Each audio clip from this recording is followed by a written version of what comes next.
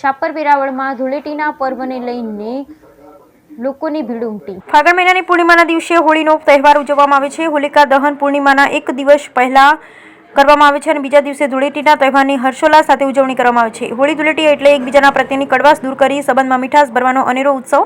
દેશમાં તહેવારની પરંપરાગત રીતે ઉજવણી કરવામાં આવે છે। ચારે તરફ રંગોનું સામ્રાજ્ય ફેલાય છે અને રંગીન વાતાવરણમાં સર્જાતું અનોખું દ્રશ્ય સૌને આનંદિત બનાવે છે। તેને દલ યાત્રા કે વસંતોત્સવ તરીકે પણ ઓળખવામાં આવે છે। હોળી પૂજનનું મહત્વ ભગવાન વિષ્ણુના ભક્ત પ્રહલાદની પૌરાણિક કથા સાથે જોડાયેલ છે, જેમાં સત્યનો વિજય થયો હતો।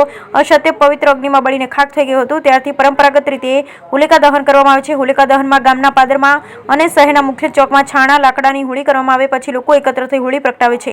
લોકો તેની પ્રદક્ષિણા કરે છે તેમજ શ્રીફળ, ધાણી વગેરે પવિત્ર માનતી વસ્તુઓથી તેનું પૂજન કરે છે। શાપર વેરાવળની બજારોમાં બપોર બાદ શહેરીજનોએ ધૂમ ખરીદી કરતા નજરે પડ્યા હતા। સાથે ઓર્ગેનિક કલરની પણ વધુ માંગ રહી હતી, જેમને ખાસ કરી દિલ્હીથી મંગાવ્યા છે। પિચકારીના ભાવમાં 20 થી 25% વધારો। હાલ બજારમાં ધૂળેટી હોળીના પર્વની તૈયારીઓ પૂરા જોશમાં ચાલી રહી છે। બાળકો માટે વિવિધ પ્રકારની પિચકારી બજારમાં આવી ગઈ છે। વેપારી સાથે પિચકારીના ભાવતાલ વિશે વાતચીત કરતા જણાવ્યું હતું કે મોટાભાગની પિચકારીઓ દિલ્હીથી મંગાવવામાં આવે। ગત વર્ષની સરખામણીમાં આ વખતે 20 થી 30% વધારો જોવા મળી રહ્યો છે। આ ભાવ વધારો પિચકારીના રો મટીરીયલના ભાવમાં વધારો થવાથી નોંધાયો છે। આ સાથોસાથ ટ્રાન્સપોર્ટેશનના ખર્ચના કારણે ભાવ વધારો જોવા મળ્યો છે। તેમજ ડિઝાઇનવાળી પિચકારીઓ બજારમાં જોવા મળી હતી। નાના ભૂલકાઓ સહિતના કારે ધૂળેટી પર્વ ઉજવશે। બ્યુરો રિપોર્ટ પંકજ ટીલાવત સાથે કતબાસ, બ્યુરો રિપોર્ટ શાપર વેરાવળ।